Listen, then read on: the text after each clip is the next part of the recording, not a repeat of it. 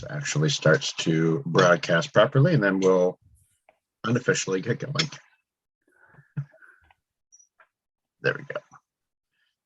Awesome. Okay. But yeah, we'll be unofficially meeting at this point until we get a sixth person to show up. But we might as well still do some stuff because we can, and we're all here. And the important people are here because you showed up and you're all awesome. Let's get to it then. Official. So this is the February 10th meeting. Some basic dates coming up. Pull that up. All right, we've got next Wednesday's an early release day, which is the 16th. And then on the 21st, Monday is a holiday, which is a no school day. And then starting at the end of that week, really the next week after that, we start our auction, which is the 28th. And then we have a whole week of awesome things happening, starting technically on the 28th, which is Monday. So, and I actually have a flyer, which I'll pull up in just a little bit for that. Hey, I have a kind of a question talking point about the half days. Yes. On this most recent half day, Meg, you had included a flyer in the connections about the STEM event that was happening at the high school, which is awesome. Arabelle went to that, and it was super great. And it got me thinking, do we have a central calendar? Do you have a central calendar of, I mean, I know this is a parent's dream, but is there a place that has a list of events that are happening on half days? Or are we just hoping that events manifest and looking for volunteers to help make those things true? Nat, I think especially right now, the latter is true. The students who do campfire have, campfire in the afternoon of early releases. Yeah. And, so kids have, sort of that scheduled supervision, but it's obviously not for everybody. And ideally there would be more options. I think to keep your eye out for CREST offerings is always a great idea. Usually those are in our newsletter. Yeah. The other thing right now that is, of course, obvious is that with no enrichment classes right now because of the pandemic, that at the primary level, that decreases options. And then right now they're not going to bring, for the most part, kids together from across the district, but I guess they did for the STEM event. So I think we're moving. Right. And of course, there was just the news about the change to happen after March 31st, but we can deal with that later. But cool. I was just curious if there was a forthcoming list of events happening on half days, but 100% understand that if I want to see that happen, I have the opportunity of making it happen. So I'm not just sitting around hoping other people do it. Yeah. Thank you for the question. And that's, things that come up in this meeting, as I have conversations or, inquiries that I can bring those things forward. It doesn't mean they're going to happen, but the wheels start moving in that direction. So I appreciate the question and I'll make sure to pass that along. Thank you. Thank you very much. Awesome. Hey, Megan, thanks for joining. You make it 6 people, which means we're now officially a meeting. And when you get that, toss your name to the chat for a roster, please. Kat said she's on an emergency work call, so she cannot make it. No problem. Not a problem at all. I think that's the benefit of us being on Zoom. As things happen, we got each other covered. Great. Well, let's just get to it then. A usual agenda for this evening, which will just be covering committees and so on, but we'll do our usual check-ins as well. And we'll start with our president, or our principal. All right. Well, hi, everybody. Thanks for being here. Small but mighty, for sure. Just have some updates for you. Actually, as far as the auction goes, Megan's here, so she can speak to it more specifically, but we did make a few adjustments. It was a misprint, and the superhero hero Spirit Day is actually Friday, February 18th. So that's just a way to kind of get geared up for the auction theme. And also, I think it was not intentional, and that was actually something that our 5th grade student leaders selected. So it was coincidence, but a lovely coincidence.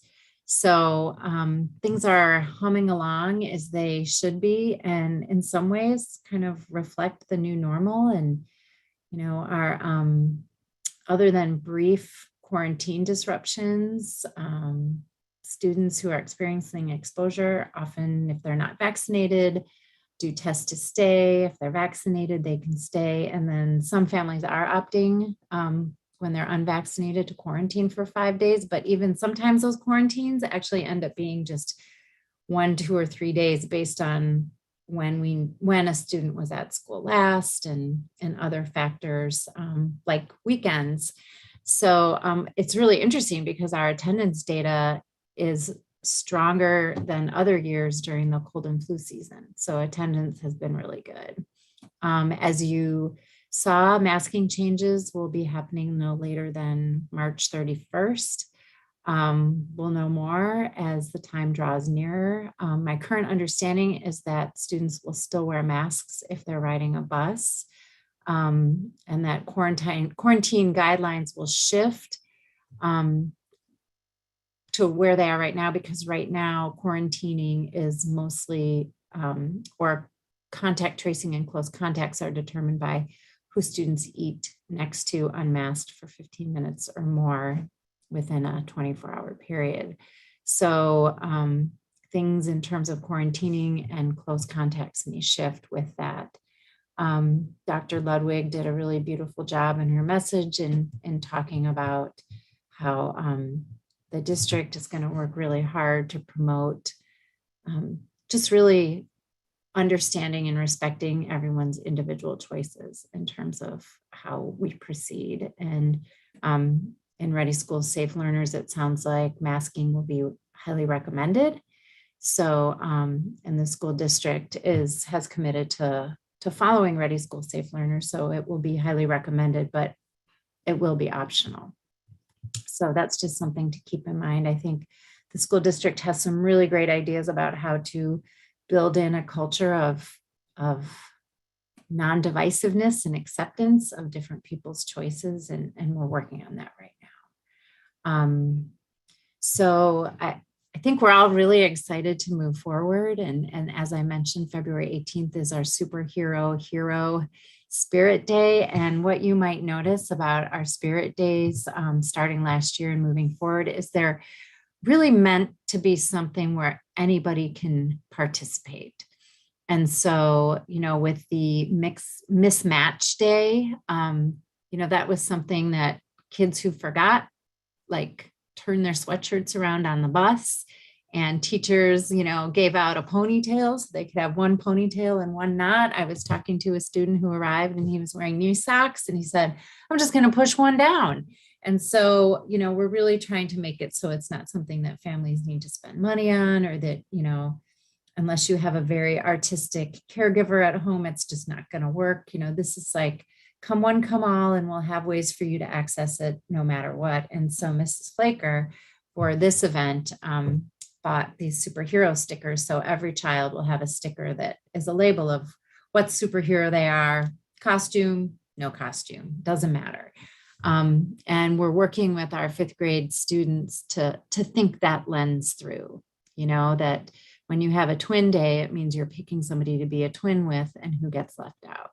So kind of shifting that lens a little bit to, let's have a whole class day. The whole class can do X, Y, or Z. So it's really kind of cool what's happening with our Spirit Days. We're really excited about those. The auction, there's definitely a buzz around the auction.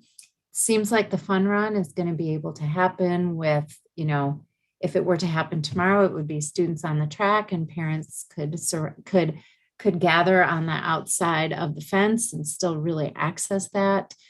We can have a few on-campus volunteers in case we need them for an event to be functional. So we have great optimism that we can move to having more visitors to campus, more volunteers to campus. Not yet, but hopefully soon. And we're also planning for our 5th grade celebration, thinking about a clap out in which the whole school can line up on the track and the 5th graders, move through the track, and families can either celebrate from inside the fence if that's allowed, or outside the fence, and still really be a part of our school celebration of 5th graders. And we're hoping to continue with the annual gift of a book from the PTA and teachers for that. And then our staff learning is continuing as well. Right now, our staff is focusing on math unit planning, which is sort of beyond just using the curriculum that you have and really focusing on what are the priority standards to just ensure that the most important learning happens. And that's the teacher decision, not the decision of the curriculum, although it's provided through the curriculum. We're working hard on something called universal design for learning, which is sort of the next step past differentiation, where you try and provide on-ramps for every student all the time to the learning. Social emotional learning is continuing, and anti-racism learning is continuing. We have some teacher leadership with reading and math interventions that we're going to be learning about.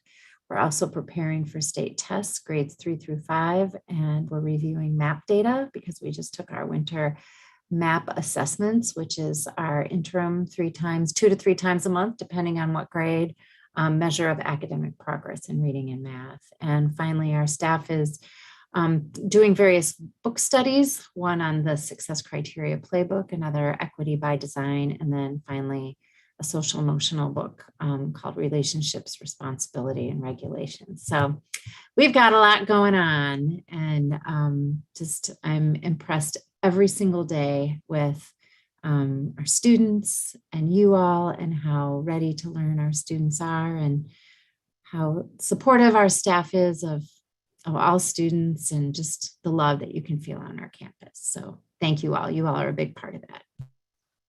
Thanks so much. Follow up on 5th grade.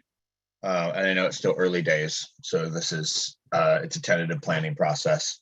Do you have any opinion at this time if we were to pursue the votes again for them?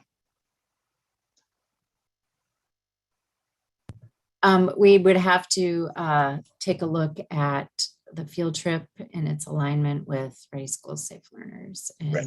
outdoor field trips and all of that. So right now, some schools are going to Crest because it's school property and it's school managed. And so, we're ensuring certain safety measures.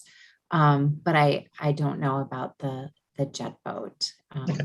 I think there are some other questions too that we've talked about in terms of access for all students, and doing something that came that up last time. Yeah. So we would need to think that through if that's even an option.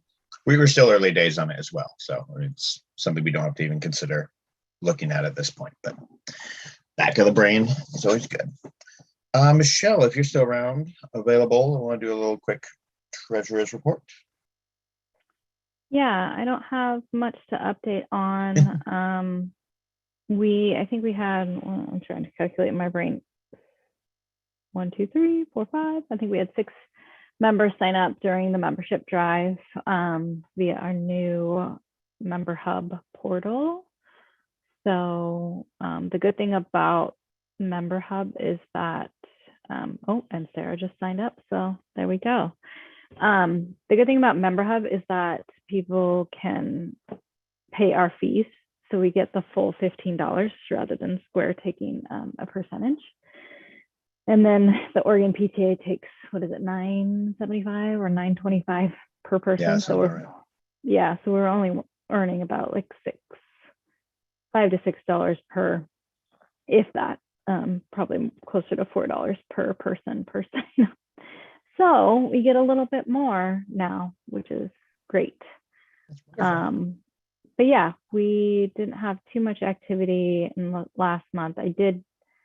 we did have our Dolly Parton Imagination Library. I gave the $500 check to the library after that meeting. I want to say it was in October.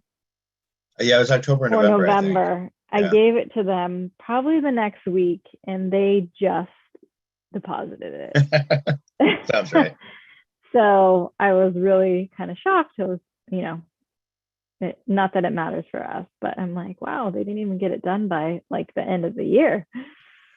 So, so that finally went through, and we're just looking forward to the auction, seeing what happens with that. But yeah. Fantastic. That's all I have. And for anyone concerned on our fee versus, what we get, what Oregon PTA gets, we are a school that does pay a little bit more to the Oregon PTA to cover those schools out there that cannot afford the higher cost. So we are helping other schools in our state in a really good way. Yeah, and they really, we went to the training. It was really informative, and it's part of what we pay for too, is trainings. Well, we'll get a little bit of committees in here and see what we can get info wise. Our environmental literacy. I know Kat's been heading that up.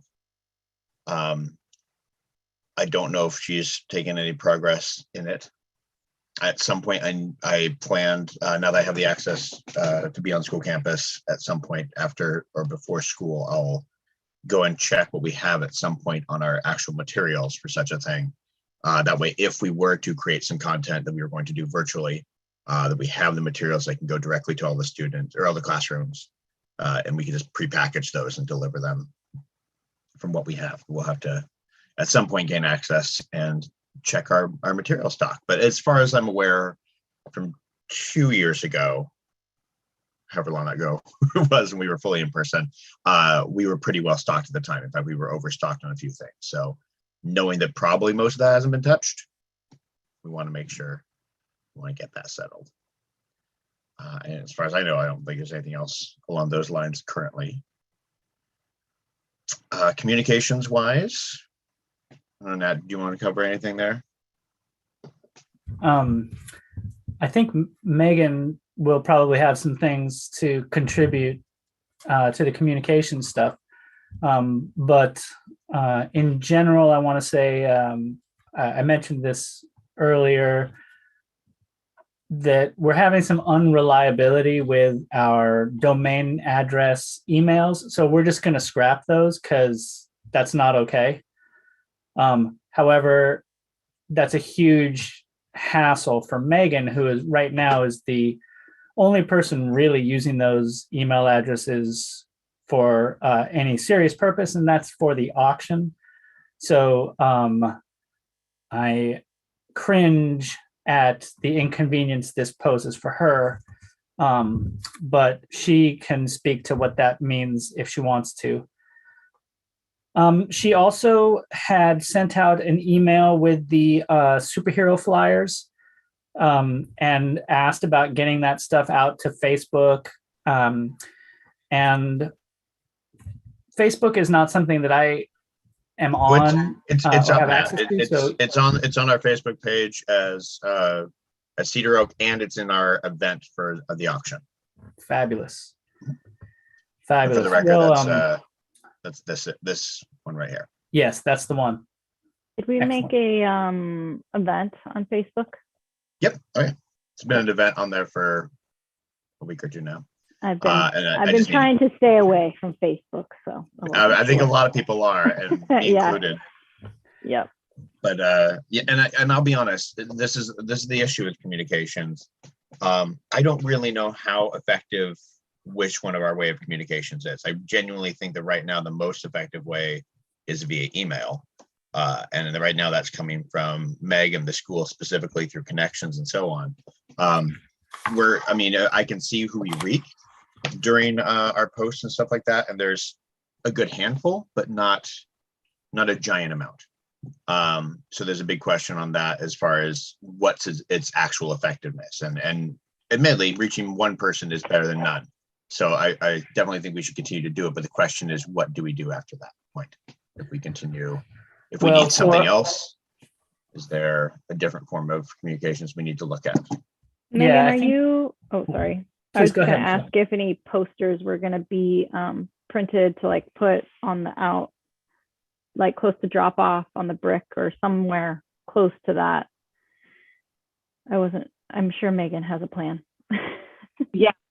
And I got the budget from you for what we could even spend for the auction this week. So there is enough there to print some for the front of the school. I think I just wanted to hear from this group, where can we put it? I've been seeing there's like 4 different sports banners and kindergarten sign up on the fence right now. So I don't know about taking up that real estate, but that area is interesting to me just because it is virtual. Anyone in the community can participate and support their local school this year, which is kind of unique. So yes, the answer is yes. Now that I know the budget, we'll likely use UPS to do the printing because we did a quick preliminary search for program pricing and they were the most cost efficient. And we'll just have to dip into the $500 budget, which it shouldn't even be close to that. So.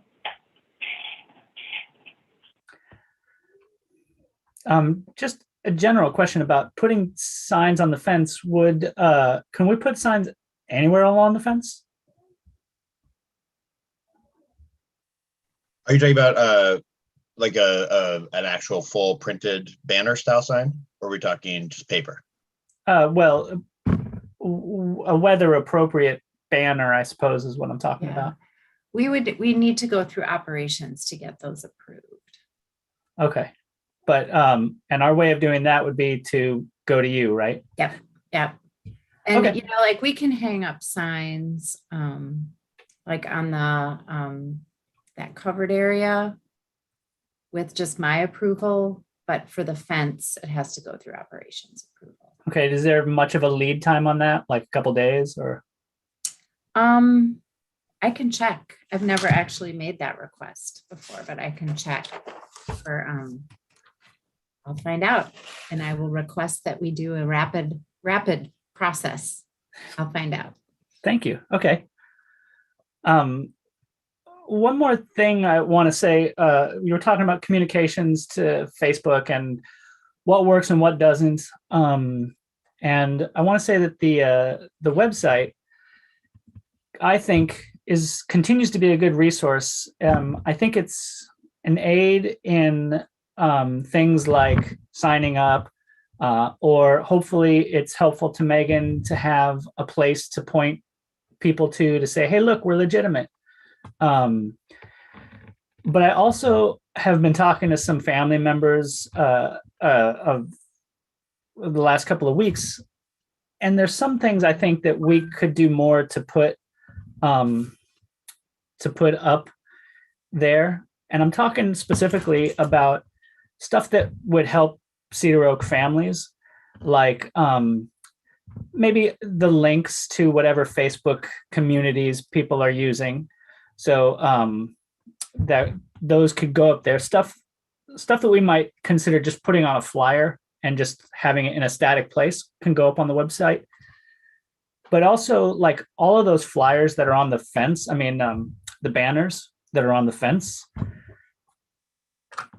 if we have every year we have sports events and sign up things that happen, and it'd be kind of nice, I think, and I think I've talked to some families and it seems like a lot of people would like the convenience of being able to go to a website and say, like, oh, 4 months from now, hockey's going to start and I want to know that, so in the same way that we use that fence, same stuff on a web page in the PTA umbrella, just as a convenience for families to say, like, well, in 2021 it was like this, in 2022 it was like this. Maybe we keep it up, maybe we don't.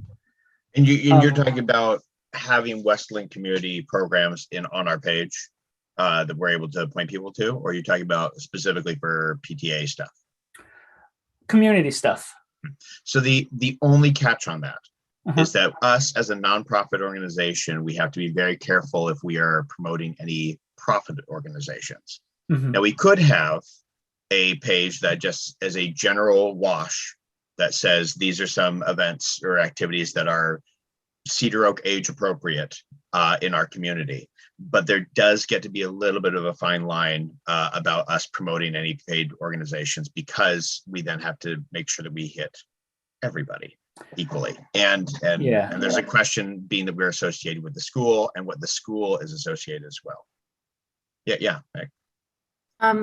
If you go to the district website and you go to under departments, the community departments, there is a community bulletin board. And I just pulled it up right now, and you can choose in Westland and Wilsonville. I just clicked on camps, and there's summer camp registrations. And let's see, it's a travel time adventure with Club K. So there are some. That's here in this community section. Yeah. And then community bulletin board right here. Yeah, I went through departments, but I bet that's the same thing. Let's find out. Wow. Okay. Yeah. So there's a catch of what the PTA is kind of allowed to do in this sense, and at the same time, what the school district's allowed to do. Yeah. Because then, of course, there's like the Parks. Oh, that's the wrong one. There we go. Parks and Rec. But are we allowed to just link this? Like we can link this because this is built from the school district. We absolutely can just link this straight to it. But if we are to manage it, it gets a little trickier. Sure. Okay.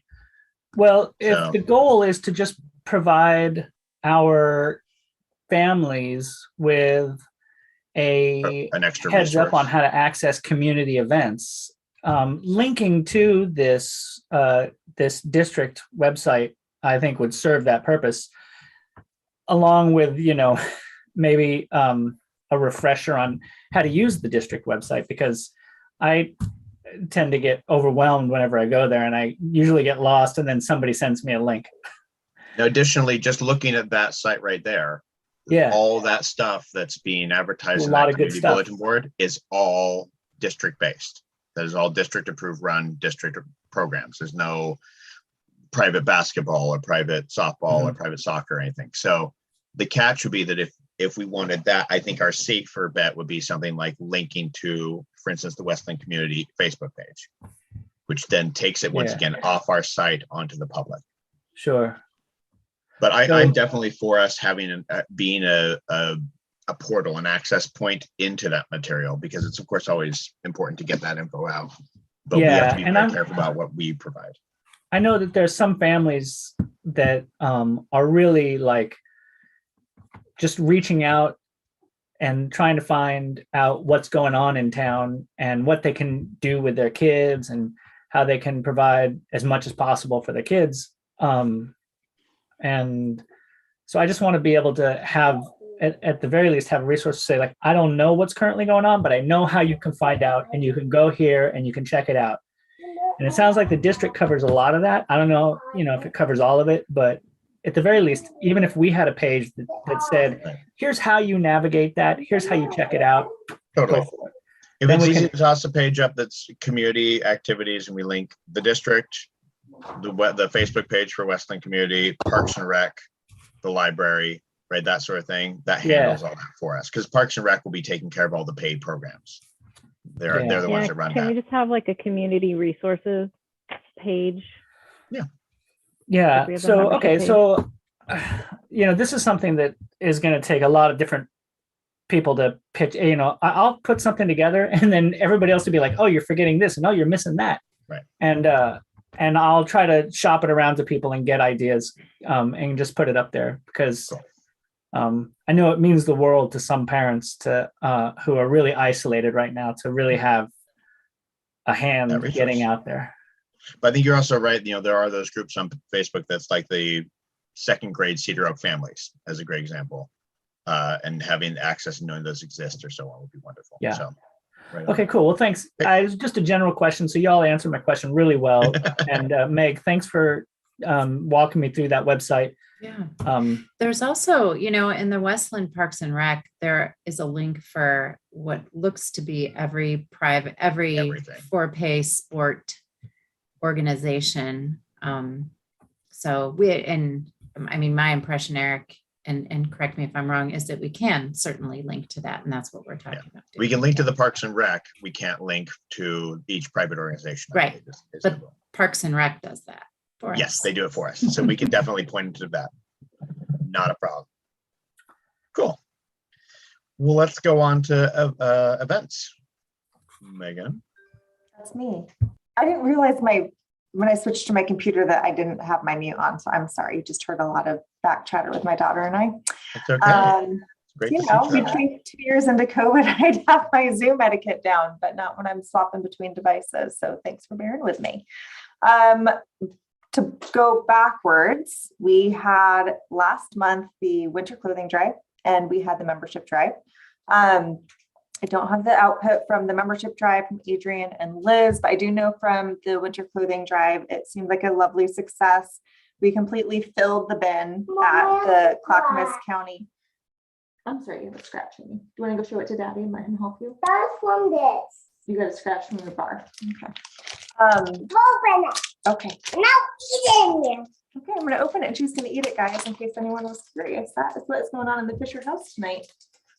We filled the complete bin at the Clackamas County clothing closet for the PTA. So I think that's really lovely. Boots, winter clothing, clean underwear, clean socks for the kids who are in need in our community. So I think that's pretty awesome. And it was a nice way for, I think, parents who were a little uncomfortable with approaching PTA tables to see what's the PTA all about, to have an easy in and start a conversation. And hopefully we got a few names of people who are interested in getting involved, and hopefully that'll turn into membership down the line as well.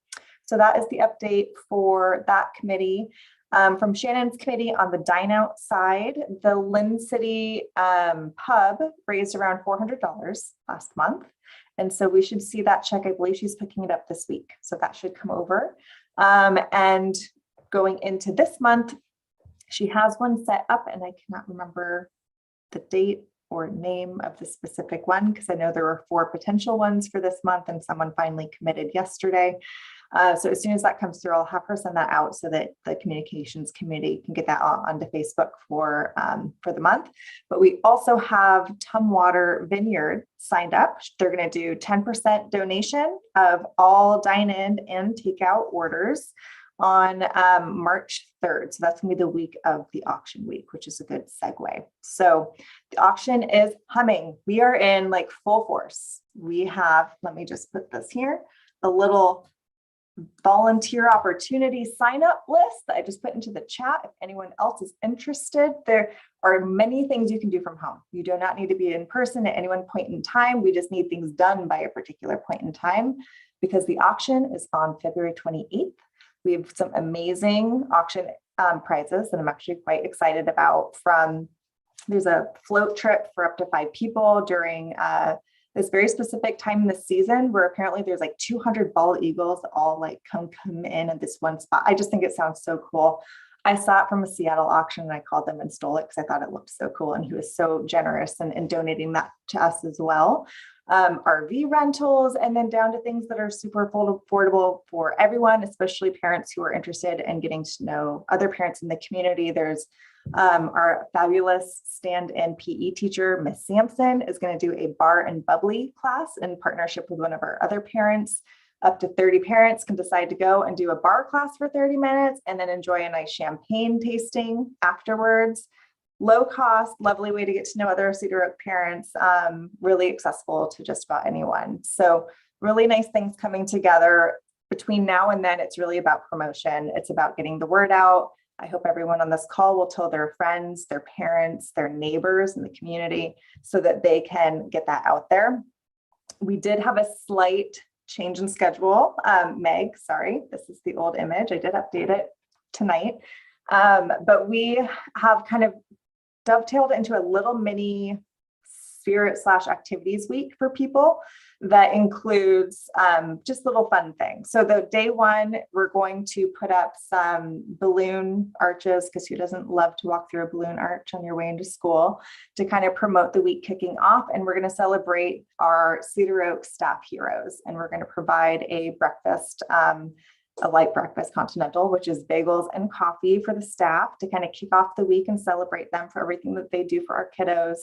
Day two is, what is day two? Day two is Random Acts of Kindness Day. So kids will be encouraged to choose a new friend to have a walk around the playground with, or to tell someone that their hair looks nice that day. Just random acts of, and reminding the kiddos to be kind to one another. And that can be their superhero power for the day. March 2nd, which is Wednesday. Thank you, Eric. He'll be hosting a virtual superhero dance party for the kids. So get your dance crazed out, get into your favorite superhero outfit. Eric's gonna do his DJing thing that he does so well. Thank you. Thursday, March 3rd is the dine out night at Tumwater. Highly recommended that you get your reservations. They do dinner on Thursday nights, but they do kind of do it based on the number of reservations. So they do accept people who just walk in, but if you want to have dinner and not just a quick wine tasting that night, I would recommend getting a reservation in place. And then Friday is Everyday Heroes Day. We'll encourage kids to, write a letter or give thanks to the everyday heroes in your life, whether it's a fireman, a policeman, the librarian, the gas station attendant. We'll have a little box. The kids can write letters of thanks and cards to people if they'd like, and then we will pick it up and deliver those to the various people for the kiddos. And then the auction will close Sunday at 11:59 p.m. So all these little things are just little opportunities to kind of celebrate, have fun with the kids, but then also hopefully reinforce that there is an auction going. We're trying to raise money for the school.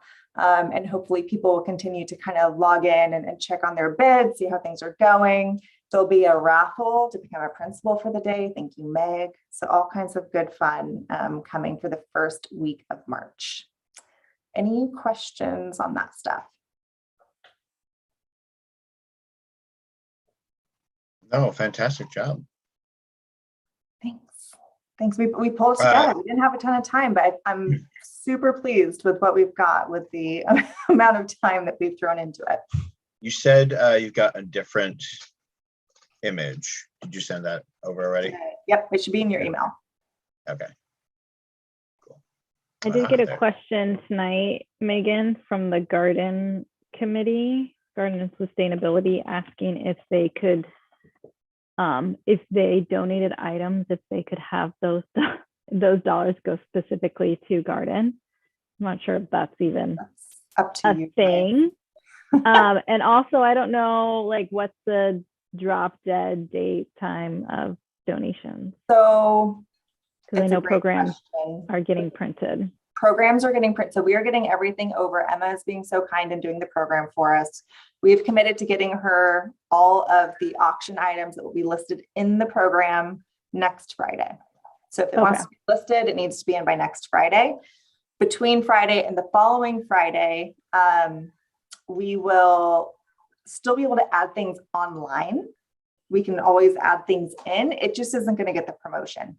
So whether or not that matters, it's mainly from a donor perspective, if people care at that level. Honestly, these funds go to fund the PTA programs, and Garden is part of that. So I don't know that you necessarily need to specify it. I mean, I think it's kind of a given. What's the Garden donating? I have no idea. I asked them what they have, and she's like, oh, we'll just think about it for next year. I'm like, okay.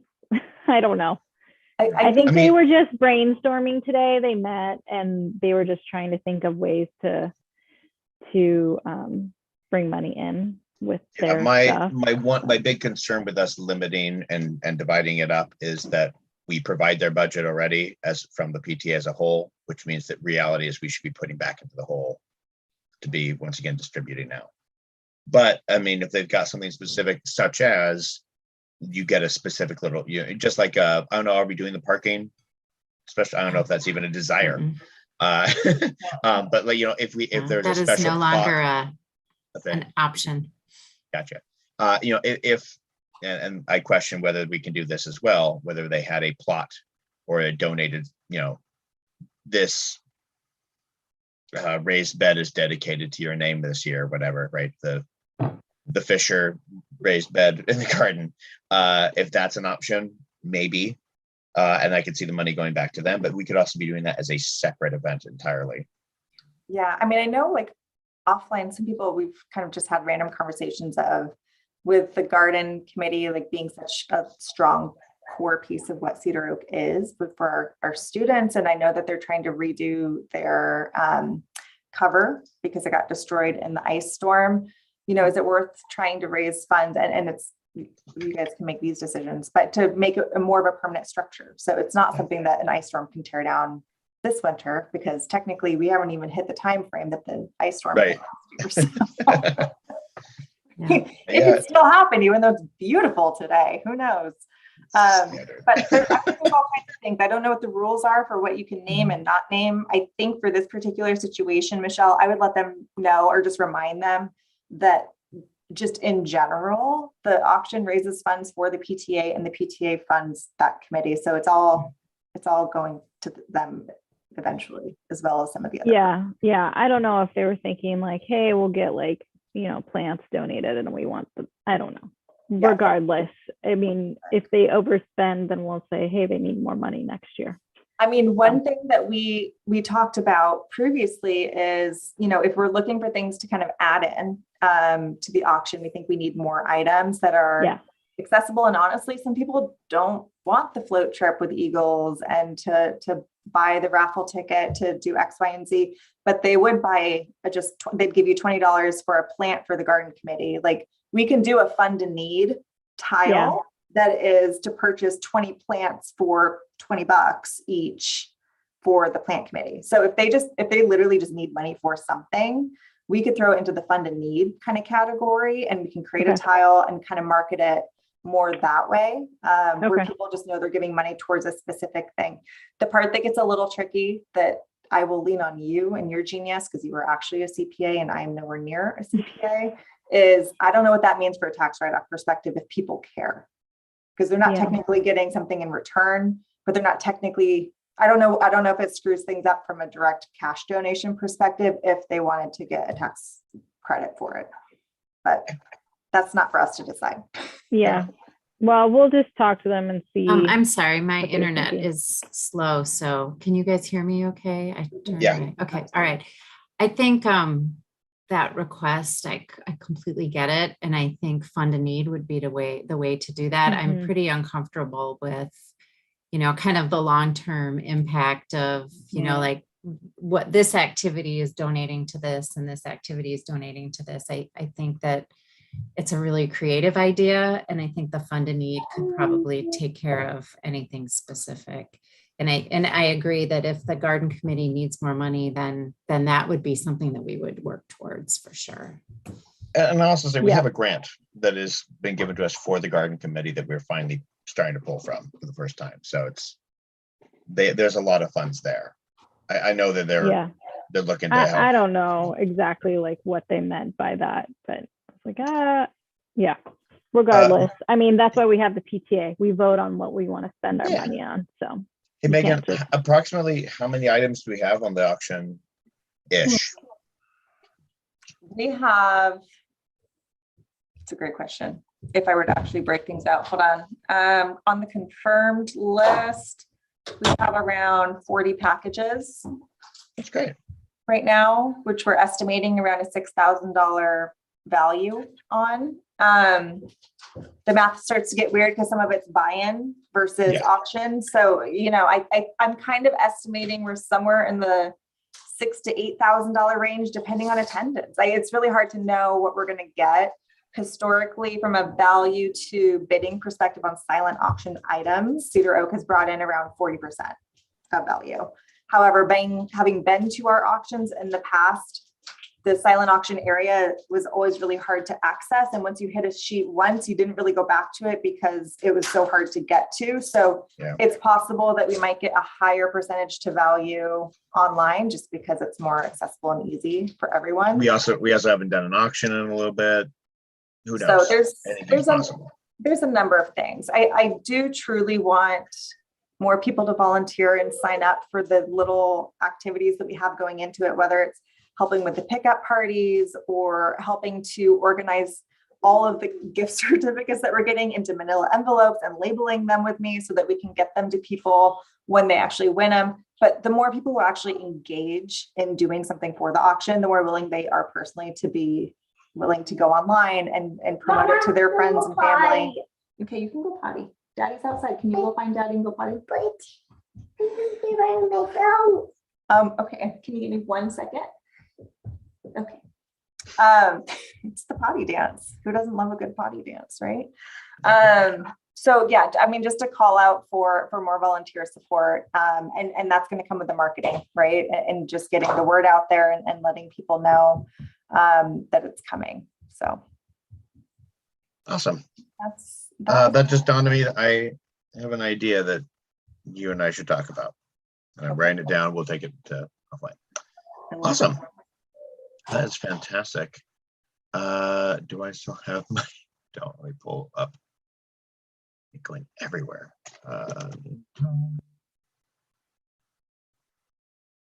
Let's see if it's alphabetical. Garden committee would be next. And did you have anything from that, Michelle? Yes, let me pull up my text message. This was sustainability in garden. It's just dates to know. So that's not next week. 2 weeks from now, on the 22nd, they're having a garden sustainability, I think, combined meeting on Zoom at 4:30 p.m. Then there's going to be in-person gardening party on the 27th, which is Sunday. That's from 10 to 11. So probably go down to Trillium Garden, cleanup. I'm not quite sure what that involves. She didn't put it on here because we already put the beds to bed. So probably just getting it ready for spring planting maybe. And then March 13th is going to be the weeding party on the grounds from 11 to noon. I have to personally say that has been a great way to meet parents because it's actually a really good showing of people, and it's on a Sunday, and it's pretty laid back. We all, parents, grandparents have shown up, kids all help out, and we cleaned up the parking lots last time, the leaves, and weeded the little drop-off area, and it was lots of fun. So come if you can. It's always lots of fun. Awesome. And we may, as the weather's getting nicer again, we can start doing, PTA at the park type events as well. So we can start helping boost that community back into our creative consciousness. Yeah. And I don't know if Alicia and Emily and, team Megan Big John, I don't know if they're going to reach out to teachers and figure out what they want to do with the Trillium Garden. And going into spring, how to approach it and what teachers feel comfortable with in terms of their bandwidth. Meg? Yeah, right now, Helena Kilstrom from Crest is, as kind of doing the maintenance and kind of the planning until, and if we end up having, kind of another plan. But so she's got monthly, every grade level goes out a different month. So she does have some things planned, and you all probably know that already, but I just, so we do have some things happening. No, that's great. I didn't know if she was doing anything over the winter time, but she came to the last garden, not the weeding, but there's two separate things, weeding and gardening. She came to the gardening and told us all about, what the garden used to be. And so she has some amazing ideas. I think it's just about teacher buy-in, or what we want from what we want for the parents to manage and what the teachers can handle. Got to find that balance.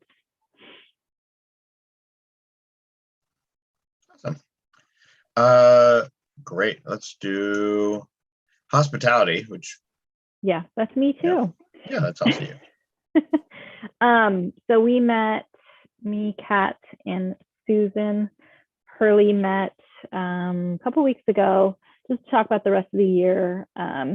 We ended up, I got Miss Pyatt just a little something of appreciation token.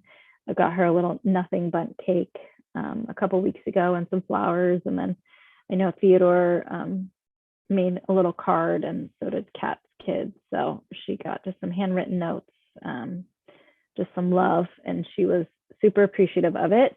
I feel really terrible because I didn't know it was counselor's week. So I'm like trying to figure out what I'm going to do. Meg, is Miss Flacker there tomorrow? Because that was one of the things. Oh, Meg disappeared. That was one of the things that happened. Miss Pyatt, I didn't know, is not on campus every day. So I ended up having to go to Rosemont Ridge and drop it off for her. So hopefully she'll be there tomorrow. I might give Liz a call in the morning and just see. If not, I'll drop something off for her next week. But just, some flowers, a note, and just showing her that we love her and care about her and appreciate her. And then we have in a month, let's see, getting close, right after the auction that week, the 7th, is the classified staff appreciation. So we are going to do like a little gift, a lunch, and then probably coffee and bagels one day as well. And then a month after that, or 2 months after that, is teacher appreciation. We're looking into getting a coffee cart to go on campus if approved. So teachers can, instead of, giving them a Starbucks card like we did last year, we can get a coffee cart for them to just come out and order when they can. And then just doing little things every day. I sent out a survey to them, and we asked like their favorite snack, their favorite candy. We also asked their favorite song. So we're going to put together a Cedaroak Park teacher and staff playlist on Spotify.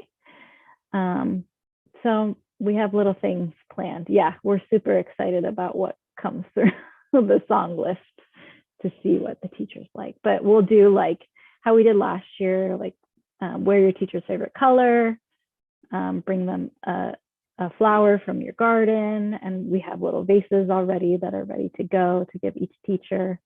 Yeah, it's going to be fun. And just during that teacher appreciation week, we'll recognize everybody. Classified staff, we're going to do another week of appreciation for just them.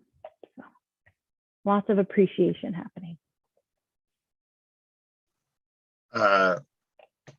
Great, that's awesome. That's fantastic. I'm going to answer it. Megan asked a great question on chat, which I'm going to answer verbally. The question was, are there concerns about doing parent-hosted buy-in experiences, such as, for example, a Nerf war at a park hosted by 2 parents for a certain number of children? I need to double check, because the one concern is when we do events, we have to have insurance. So for instance, if we were actually doing a live auction right now, we would have to have, the PTA we have to get a specific insurance addition onto our system. So if if the parents are doing something they purchased through us and it's sort of a PTA run thing, which it wouldn't be, but we're sort of condoning it, in a sense, we would have to cover it insurance wise. So there's a big question mark there. Let me look into it, and I will get you an answer ASAP on that one, because I think it'd be great. I love the idea, and I'd love for us to be able to offer those opportunities. But there is the question of, even if it's a parent saying, I just want to do this and I'm offering it up, since we are accepting it and it's kind of through the PTA, it's a nice gray area. I think we'd be fine not doing it, but I think we probably would have to. So let me verify on that one, in which case we'd have to have some limitations and so on with it. Yeah, let me know, because it's a good fill-in. I saw member has been super helpful, not just in helping me figure out the technology, but also like sharing what schools in California and Seattle are doing, and like how they've put this specific thing together, and sharing their web pages with me. And one of the things that stuck out to me was like the first grade parents, the second grade parents, the third grade parents did like a buy-in type experience instead of, we used to do gift baskets, which any parent that helped put those gift baskets together will know we put way more money into those gift baskets than way what too actually much. went for. Way too much. When I saw like the buy-in experience of like 20 kids paying $20 to go play at like an ultimate Nerf war, bring your own gun and eyewear type of situation, I was like, this is genius. Oh, it's wonderful. And I think it would be super exciting to do. Like I got like 3 that I'd be happy to host. But yeah, let me look into that, because there is the question on if we as the PTA have to cover it. And if so, that does mean that we have to get our insurance policy on board with it. So that's a whole nother level of questioning. I love the idea. I love the idea. But just devil's advocate, that would also mean that we would have to have some level of insurance or condoning any auction item that we have on our list. So we're condoning another business. It would accept that. So like the boat trip, for instance, has their own insurance for their activity. Yes, but there are parents who are like donating to take people out and host a meal and take the kids fishing. Yeah. So. Yeah, technically that would potentially be so. If it's a gray area, I'm going to look into it. Like I said, I think if I wanted to just randomly take people out on something and offer that as an option as a gift, I don't think we'd need to cover it, and it wouldn't be an official PTA thing. But worst case scenario, hashtag show up at your own risk and accept liabilities. Liability waivers for everybody. Waivers for everyone who shows up. Yeah, or it may be as simple as just making a statement on the item saying this is not a PTA event, or something along those lines. Like that may be the way to cover that. I bet Oregon PTA, if you just call and ask, they will. I've got the contacts. Okay, I think that's smart. That will impact a couple of things. So yes, I will get that right away. Oh, that is sign approval. That's the sign approval application. Cool. Yeah. Sorry, I forgot 2 things for hospitality. Meg, were you? I'm just going to interrupt for a second. Yeah, I'm sorry. Sorry. For the sign approval, just whoever is filling that out, let me know, and then I will push the hurry button once that gets filled out. Okay, cool. Thanks. Oh, okay. So, and this is not really hospitality, but I guess I'm just going to interject because I don't know if it's in there, but school directory. So I met with Lauren. She's a new parent at Cedaroak, and she built the directory survey that went out in the connection this last week. Of course, the link didn't work the first day. Don't know why, but the next day it worked magically. We didn't change anything. It worked perfectly that morning. It worked that afternoon for me, but I did get a bunch of messages. Yeah, I was like, why. Are you kidding me? I was so upset. Anyways, I'm glad it's back working. We haven't gotten that many responses, but the good news is we haven't gotten any opt-out responses or changes to people's directory status. So I think I had talked to Liz, and she said she could run the report for me based on registration information. And we'll just put together basically the online, we'll just put everybody in Member Hub is what I'm thinking at this point.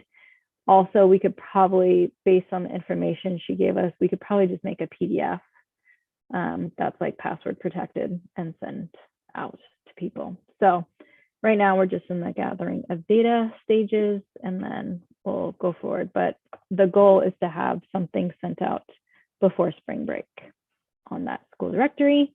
And also another thing, I had talked to Alicia, this is kind of garden sustainability, was food drives, because I think that falls under them. We have hosted, well, last year, I hosted one for the kindergarten classes, like share the love or spread the love. I'm not sure what I named it. Anyways, I was thinking about doing it again next week, but I didn't hear back from her until Monday. And it's kind of a tight turnaround. So I don't know. What do you guys think? Keep it for later? My opinion is with it, we're ramping up to the auction. I would prefer if we stop shoving everything in at the exact same time. We are not in a rush. Yeah. And I'll add just a reminder that I love everything we're doing for the auction. If we make $0, we as a PTA are okay this year. So everything is an extra bonus. So my opinion is we do it after the auction, and that way we get all the focus is on getting people into that auction. So okay, that's my opinion. I don't know what anyone else that has. was my opinion too. I was like, oh, I was kind of glad that I didn't hear back from her. Yeah, don't do this to yourself. I'm like, I don't, I just throwing it out there because we don't have it on the schedule yet. And we have a lot of stuff coming up spring, but I think before spring break, it would be a great time to do it. The food pantry needs the goods this time of year when they're not getting as many donations. So I think anytime we do it in the spring is totally fine. So we'll push it to March. Fantastic. I just closed it. We went over, let's see, where were we? We just did that. We did that. We did membership already, right? We covered twice on that. Anything to add in membership? Cool. Spiritware. Spiritware, we're in a really cool place. In a sense, we have our materials of all of our vintage wear, as it were, our vintage clothing designs, and what we have left in our stock is now ready to rock. We are donating some of that to the auction, and then we are also one of the things that we have needed over the years is there are some families in need who cannot purchase their own spiritware. So we'll be donating what we have in stock, a good chunk of that, to our counselor who will be managing that for families in need. And then we're going to be going for an online store that will take care of all of this for us. We will not be doing any of the work ourselves. We'll be making the money. They will be, the only thing we have to do, honestly, is we're going to be providing our logo. We can change up our logo every once in a while too if we want to have something special. They will provide everything else, including shipping directly to the homes.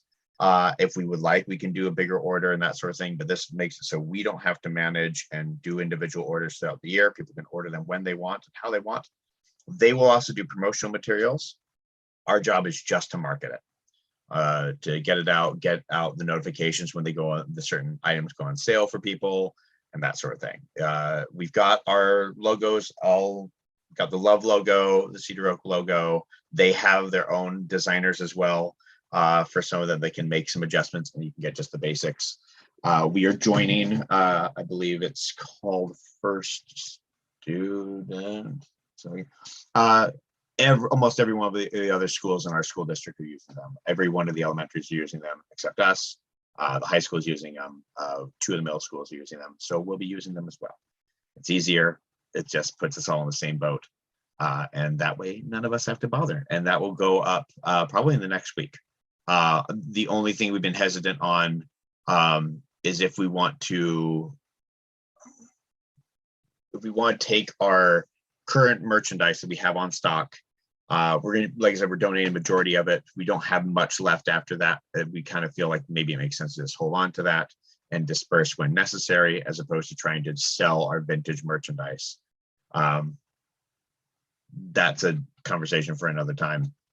Once we get an actual number from the counselor as to what they would like to have on stock for students in need or families in need. But we do have hats. I've got baseball hats and the warm and cool stocking hats. Not a huge amount, but a few. And I'm sorry, I did not see socks on their website. I know that was a request from at least one person at some point. So we don't have socks currently. But if you really want a spiritware sock, I will help you arrange to have a spiritware sock. Can we just think about for the next meeting? I know we had talked about this in the past. Was doing something for the kindergartners and possibly first graders who have not had access. Yes, yeah, we had talked about purchasing a shirt or an item for all the first graders and the kindergartners, which is still very doable for us. Cool. Let's keep, yeah. We also, and we will not be saying the prices. They'll manage all that on their end, which is awesome. Also very lovely. So we don't have to bother with that stuff. But we can get, yeah. In fact, put a little order form together that put some options together and figure it out. And we can decide if we want to. if the easy choice is to provide a code that we give them that they each get to use so they can get, 25 bucks off or whatever a shirt. And that way each family can just order their shirts on their own. And then they can also buy whatever, and they can pick which one they want, or if we just choose the logo and image or the color in the logo that we want and just flat order that many for each student. Yeah, we'll talk about that by next meeting. Something to consider too, maybe not necessarily for that, but I know we're not there yet, but we're very quickly going to be ramping into the fun run, walk and roll. And we had discussed, for that event, trying to provide a t-shirt for all the kids. We can probably subsidize some of that if we get some sponsors, but I think the ask is also going to be, how many students do we have at school? How logistically can we get the various sizes or estimates thereof for the kids, so that we can know just what the budget, get some pricing for what the budget is, so we can see what can we realistically get sponsors for and how much of a budget ask are we going to have to the PTA to cover off if we want to. Were you thinking a specific Fun Run Rock and Roll shirt, or just a Cedaroak shirt in general? Kind of a mix of thereof, like Fun Run Walk and Roll Cedaroak. Like it'd be, do you remember like the back in the 80s and 90s, like the Run for the Arts shirt? I can tell you that if we did t-shirts, it's going to cost more versus what we've done in the past, which are like water bottles or backpacks, like the little basic backpack style. Can we do like sweatbands? Yeah, sweatbands might be really fun. We have a budget of 500 for that, so that doesn't seem like enough to cover. Well, we have what, 320 students? So it sounds fair. Meg, how many sorry, how many students? Hi, how many students do we have at school? Sorry, I was just writing something in the chat about that I unfortunately have to leave. But we have about 360. 360. Yeah, we have grown. We were 280. So we may need to adjust ago. that budget line item, it depending on what we need to do for that. Yeah. But who knows? Who knows? Maybe you've done it. I'm so sorry. Is there anything else that I can? No, the only other thing we have is yearbook, and there's not really much to cover on that as far as I'm aware. Okay. I haven't gotten any new information at this time. Thank you all so much. Other than that, is there any other business that needs to be mentioned, questioned, covered, etc.? Thanks, Meg, for coming.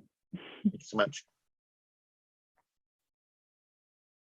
I think the only question I had, is there any concerns with me kind of doing a cedaroakparkpta.org homepage takeover for the auction for the next month? No, and that's one of the things I want to talk to you about. I think I've got an idea. If you want to hang out after our meeting, we can talk real quick here. I mean, officially, we have 6 full people. support on that. Okay. Yeah, I think takeover would be great. Yeah, now we have 4 people, so we're definitely not in an official standpoint. But anyway, yeah, we got great stuff covered. So our next meeting is next month, March 10th. More than likely, we'll be virtual again, but who knows? Anything's possible. It'd be nice not to be. Who knows? Maybe we'll get to be back in physical form. And if we did, it would probably be again at Robinwood Station. Great. Officially